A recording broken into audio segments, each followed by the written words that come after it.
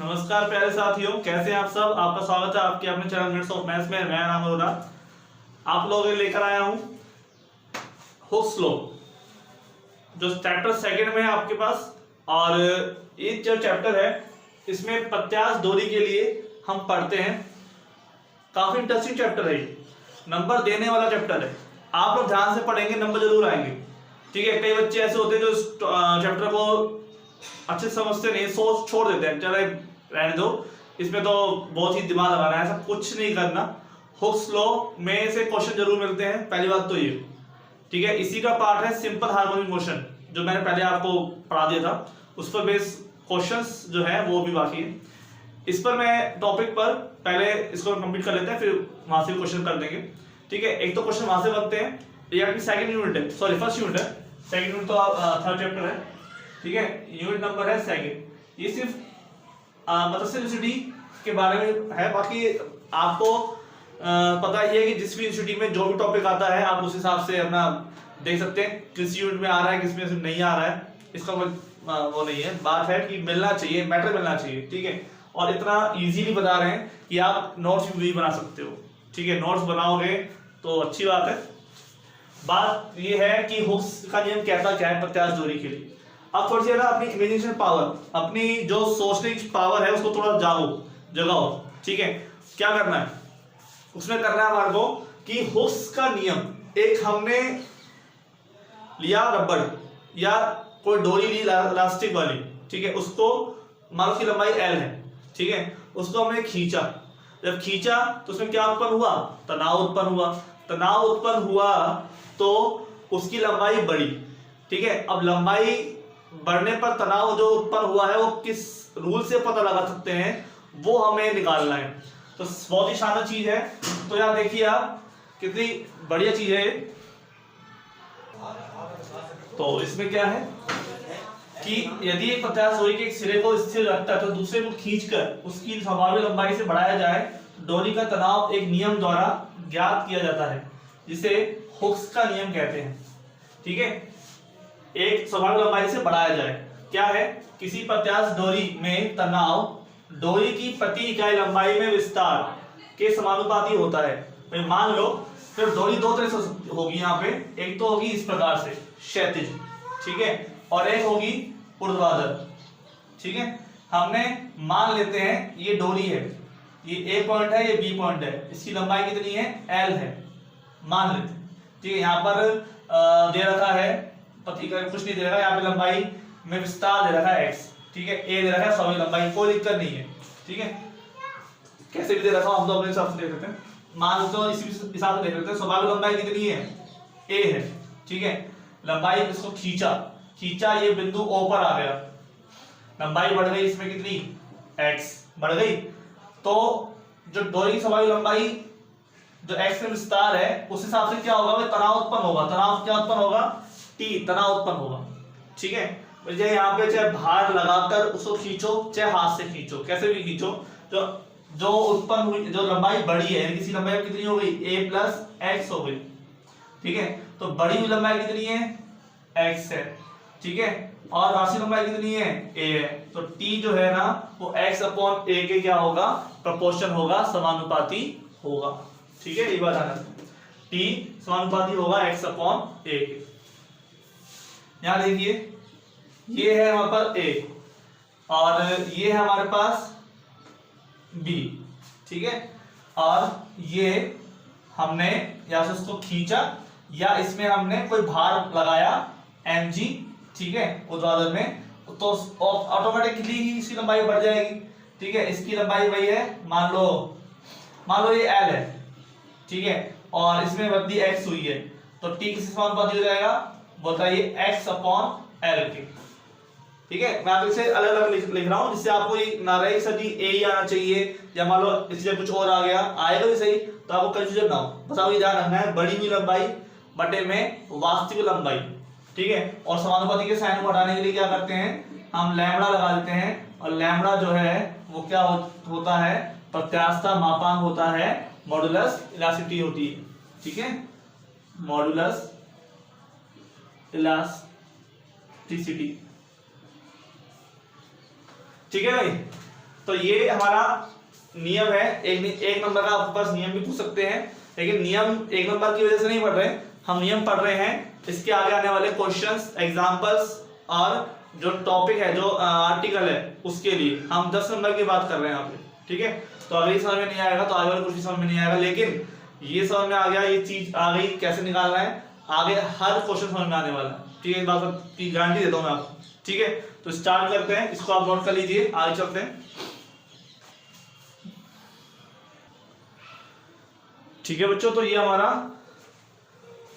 Topic है horizontal elastic wrist string, ठीक है। क्षैतिज 50 डोरी, और एक 50 डोरी का एक सिरा एक चिकनी क्षैतिज मेज के किनारे बंधा है, दूसरे सिरे पर एम भार का कण बंधा है।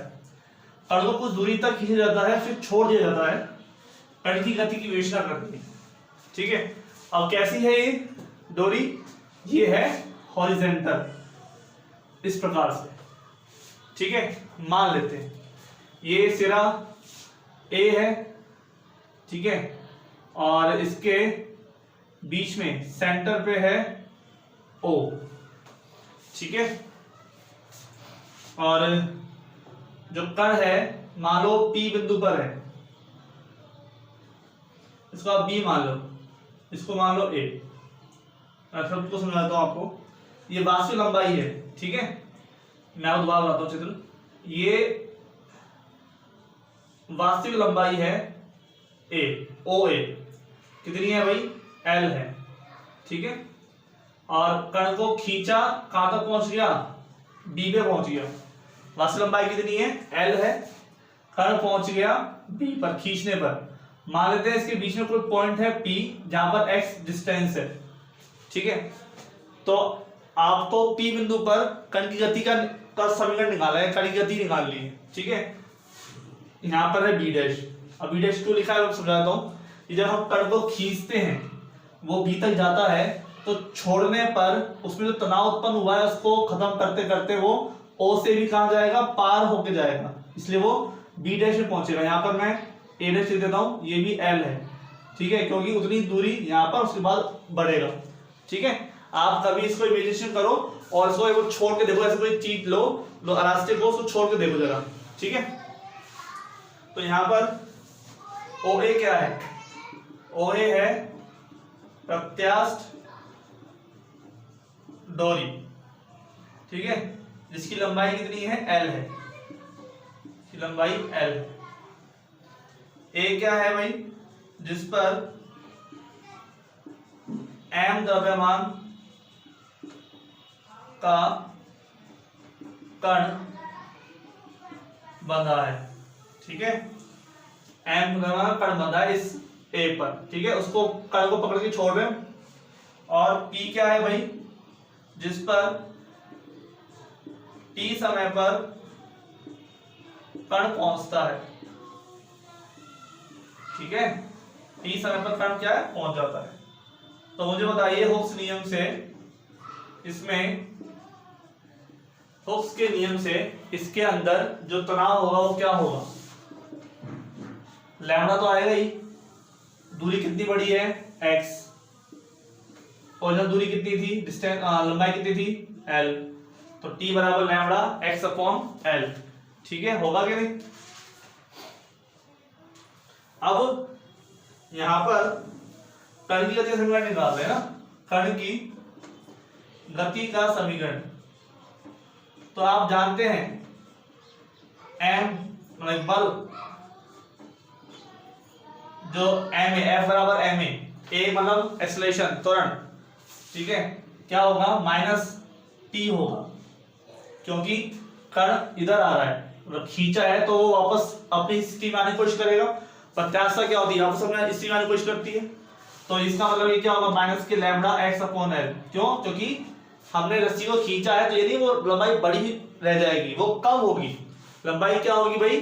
कम होगी, बड़ी हुई रह नहीं जाएगी, क्योंकि 50 है, इसलिए माइनस का चिन्ह है यहाँ पे, ठीक है।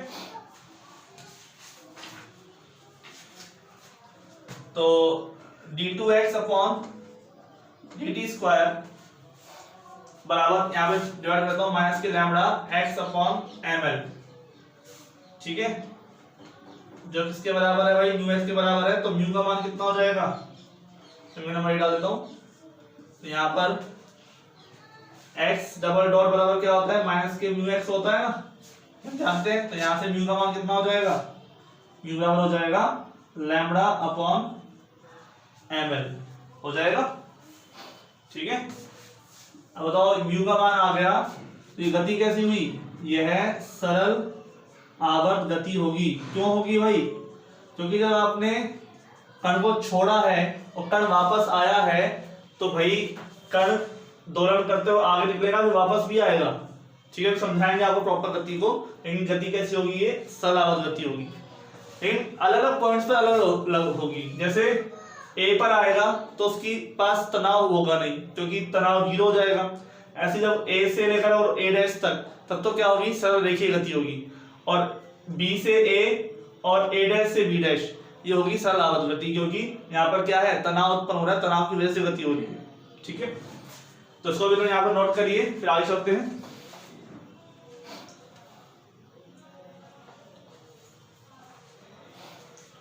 आपने नोट कर लिया होगा, उम्मीद करता हूं।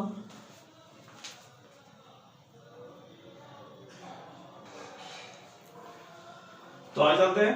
आवर्तकाल, अतः आवर्तकाल कितना होगा, आवर्तकाल है t बराबर 2 पाई अपॉन रूट म्यू, ठीक है। म्यू का मान कितना आया था, हमने निकाला था, म्यू बराबर आया था लैम्बडा अपॉन ml, ठीक है। यहाँ देते हैं 2 pi upon under root lambda upon ml, और ऊपर चला जाएगा 2 पाई ml अपॉन लैम्बडा, हो जाएगा ना, कोई दिक्कत।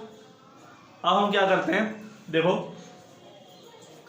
समीकरण नंबर 1 से हमें और आगे समीकरण निकालनी है। तो समीकरण नंबर 1 को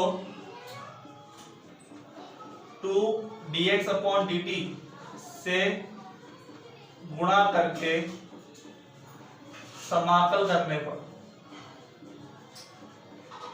ठीक है भाई, कोई दिक्कत नहीं, कर देते गुणा 2 dx upon dt d2x upon dt का स्क्वायर बराबर, इधर भी माइनस का है ये लैम्बडा अपॉन ml x, और आगे देता हूं मैं 2 dx अपॉन dt, ठीक है। समाकल लगा देता हूं साइन, ठीक है भाई।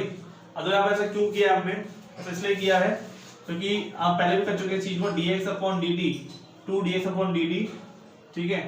मतलब मैं dx अपॉन dt का होल स्क्वायर है, इसका मैं अगर अपलन करता हूं तो क्या आता है भाई, तो आता है हमारे पास 2 dx अपॉन dt और dx upon d2x upon dt square, ठीक है। तो देखो ये चीज है यहाँ पर, तो समाकलन करने पर क्या आ जाएगा, बोलिए dx अपॉन dt का स्क्वायर लिख सकता हूँ ऐसे, d अपॉन dt और समाकलन का साइन यहाँ पर भी लिख सकता हूँ लैम्बडा अपॉन ml, तो आ गया कांस्टेंट, माइनस के 2x dx अपॉन dt जो वैल्यू है माइनस ही बाहर आ जाता है, क्या आ जाएगा d अपॉन dt और x स्क्वायर, तो x स्क्वायर का आप करोगे तो यही आएगा ऊपर वाला, है ना।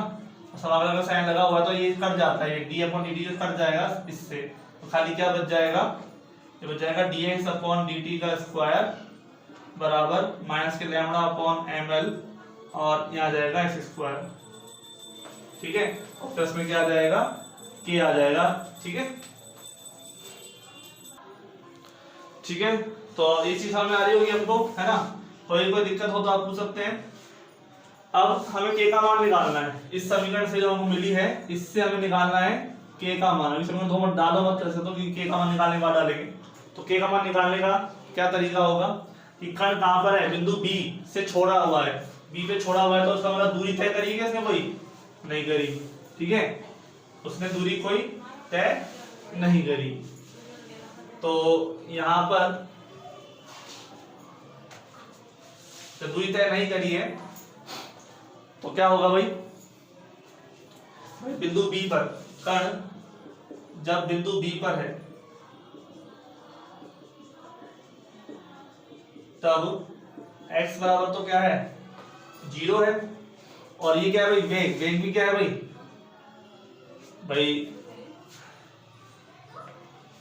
x बराबर b है, तो 0 नहीं x बराबर b है, और वेग जो है v वो क्या है 0 है, क्योंकि यहाँ पर इस टाइम वेग तो कुछ है नहीं और दूरी कितनी है ये मान लेते हैं b है, ठीक है, खींच कर। तो यहाँ पर देखो ये dt का मतलब v होता है, तो ये v स्क्वायर बराबर माइनस के लैम्डा अपॉन ml और s स्क्वायर है, ठीक है। तो इसमें मैं मान रख रहा हूँ, क्या रख रहा हूँ, v का मान 0 माइनस के लैम्डा अपॉन ml और इसी जगह पे क्या आ जाएगा बी स्क्वायर प्लस के का मान क्या हो जाएगा लैम्डा अपॉन ml इनटू में बी स्क्वायर। ये मान वगैरह रख देंगे किसमें, इस समीकरण में, ठीक है। तो क्या हो जाएगा भाई बी स्क्वायर बराबर माइनस के lambda upon ml, x square जगह पे क्या आ जाएगा, सॉरी के की जगह पे आ जाएगा ये लैम्डा अपॉन ml इनटू में बी स्क्वायर, ठीक है भाई, बस समझ में आई। अब हमारे पास मैं इसको तो बनाता हूँ, नीचे वाले को तो आप वीडियो पॉज करके देख लेना, ठीक है। तो यहाँ पर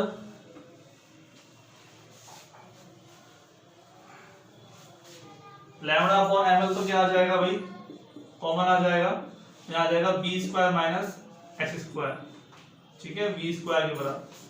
तो इस समीकरण नंबर इसको डाल लो 2, ठीक है, ये है आपकी समीकरण, यहाँ पे v और x का संबंध आया, ठीक है। अब हम बात कर रहे हैं, और चाहे आप तो v बराबर लिख सकते हो लैम्डा अपॉन ml का भी रूट, और ये भी किसमें रूट में, ठीक है, नॉर्मल भी चाहिए था। अब हम बात कर रहे हैं जब कण a पे पहुंचेगा, जब कण a पर पहुंचेगा तब क्या होगा, जब कण a पर पहुंचेगा तब x बराबर क्या होगा 0 हो जाएगा। जब कण a पर पहुंचेगा तो x बराबर हो जाएगा 0, ठीक है, यहाँ पे अब समझ में आ रहा होगा, ठीक है।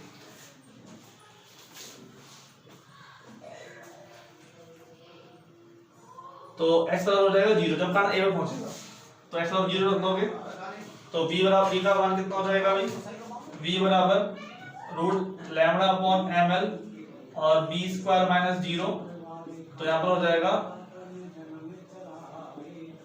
लैम्डा अपॉन ml इनटू में d, ठीक है, सॉरी b स्क्वायर, ये तो बाहर आ जाएगा ना, ये बाहर आ जाएगा b रूट लैम्डा अपॉन, ठीक है। तब है जब कण पहुंच जाएगा किस पर, a पर। अब गति कैसी होगी, क्योंकि कण जब a पर पहुंचेगा, बिंदु a पर तनाव तो उत्पन्न होगा नहीं, बिंदु a पर तनाव P बराबर 0 होगा, क्योंकि इस टाइम ये अपनी स्वाभाविक लंबाई के ऊपर होगी, तनाव तो कुछ हो सकता ही नहीं है, अपनी स्वाभाविक लंबाई के ऊपर होगी, ठीक है, तनाव हो जाएगा 0। अब तनाव 0 हो गया तो क्या किया जाए भाई, अब गति, इसका मतलब क्या है d2x अपॉन dt स्क्वायर क्या हो जाएगा 0 हो जाएगा।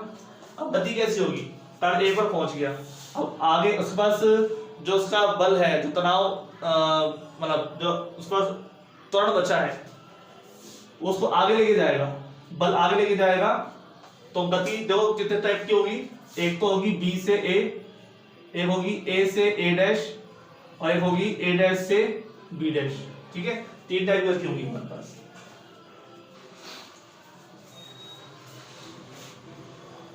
तो इसको नोट कर लीजिए, मैं लिख देता हूं यहाँ पर 3 टाइप गति किस प्रकार से होंगी, ठीक है, मैं इसको इरेज कर रहा हूं।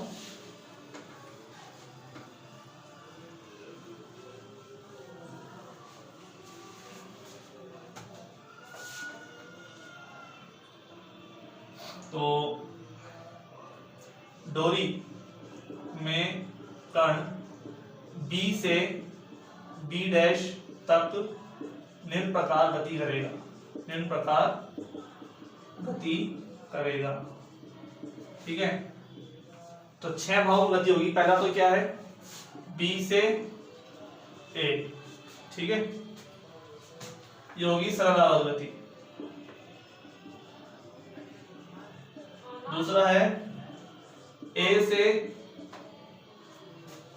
O तथा O से A डैश सरल रेखीय गति, क्योंकि ये गति क्या होगी बिना तनाव के होगी।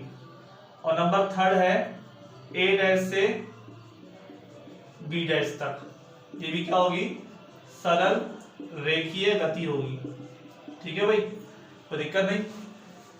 ये तो सरल रेखीय गति है और बीच वाली कैसी है, सरल आवर्त गति। ये देखिए सरल आवर्त गति है, ठीक है। और ऐसे ही रिपीटेशन होगा, वापस जाएगा कण बी डैश से बी पर, तो 3 वो भी हो जाएंगे, तो टोटल कितने पार्ट हो जाएंगे, 6 पार्ट में होगी गति, है ना।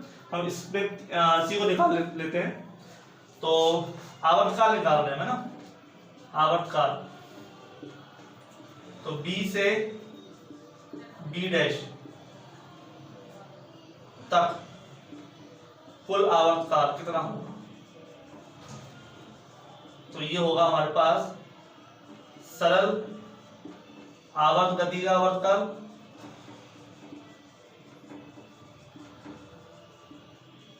प्लस समान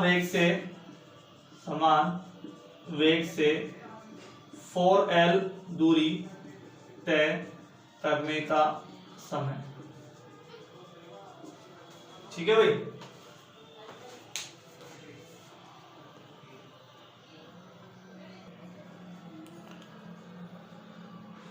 ठीक है, तो यहाँ पर देखिए आप सरल आवर्त गति का आवर्तकाल कितना है, ये तो आपको मैंने बताया था कितना होता है भाई, 2π/√μ, ये तो आप जानते ही हैं। और यहाँ पर समान वेग से 4L दूरी कैसे होगी, ये देखिए A से A डैश तक की दूरी, ये L है, ये भी कितना है, L है, तो कितना हो गया यहाँ से यहाँ तक 2L हो गया। A से A डैश तक कितना हो गया, 2L हो गया। और वापस जब कण जाएगा तो 2L + 2L, तो ये कितना हो जाएगा भाई, 4L। अब देखो ये तो हो गई दूरी, समय कितना लगता है, समय हम निकाल चुके हैं, ठीक है, समय हम निकाल चुके हैं b√λ, समय जो हम निकालता b√λ/ml या ml/λ, ये निकाला हमने समय, ठीक है, पहले वाला हम निकाल चुके हैं पार्ट में। तो यहाँ पर देखो दूरी में समय का भाग दे दो, ठीक है भाई, सॉरी समय निकालने के लिए क्या करेंगे, सॉरी ये समय नहीं है, ये है वेग, ये वेग है, किस पर वेग है, ये बी बिंदु पर, ठीक है, तो सॉरी ए बिंदु पर, तो समय बराबर दूरी बटा वेग, ये होता है। तो समय कितना है भाई, सॉरी निकालना है, दूरी कितनी है 4L, वेग कितना है भाई b√λ/ml, ठीक है, बात समझ में आ गई। तो यहाँ पर इसको कर लो काउंट, 2π/√μ, इसको भी म्यू की जगह पे मान रख दो, म्यू का मान भी यही तो है λ/ml, ठीक है, 4L/b√λ/ml। तो यहाँ पर ये हो जाएगा 2πb, मतलब कि हम यहाँ पे b√ml λ/ml ले लेते हैं एलसीएम, तो ये हो जाएगा हमारे पास 2πb + 4L हो जाएगा, ठीक है। यहाँ से आप चाहे तो 2 कॉमन ले लेते हैं, 2 कॉमन लेते हैं तो क्या हो जाएगा πb + 2L/b√λ/ml, ठीक है, तो दिक्कत नहीं। यह हमारा क्या आ गया, आवर्तकाल आ गया। और आवर्तकाल ये तो सिंगल है, ठीक है, तो डबल कर सकते हैं, मतलब चाहे तो भाग दे सकते हैं इसमें। तो क्या आ जाएगा, देखो 2π + b का भाग दे दिया + 2L/b, और इसको ऊपर ले जाता हूं तो क्या हो जाएगा ml/λ, ठीक है, ये हो गया अपना आवर्तकाल। और अगर b बराबर L है, मान लो बिंदु A पर है हम, ठीक है, b बराबर अगर L है, इफ b बराबर L, तो ये क्या बन जाएगा 2π + L से L कट गया, π + 2 और √ml/λ, ठीक है भाई, कोई दिक्कत नहीं। तो ये L और B बराबर है अगर, तो ये 2 रह जाएगा ना यहाँ पे, तो ये अपना हो गया आंसर दोनों। तो ये अपना था आर्टिकल, इस पर हम क्वेश्चंस करेंगे कल, ठीक है, नेक्स्ट वीडियो में इस पर क्वेश्चन करेंगे। आप समझ लीजिए ये आर्टिकल आ सकता है, ठीक है, ध्यान से सुन लेना, कहीं भी कोई दिक्कत हो तो पूछ लेना, लेकिन करना जरूर है, नहीं करोगे तो आप नुकसान आपका है, ठीक है। वीडियो को शेयर कीजिए, सब्सक्राइब कीजिए और आप लाइक कीजिए, लाइक करोगे तो मुझे अच्छा लगेगा, मैं और अच्छी कंटेंट आपके लिए लेकर आऊंगा। Thank you.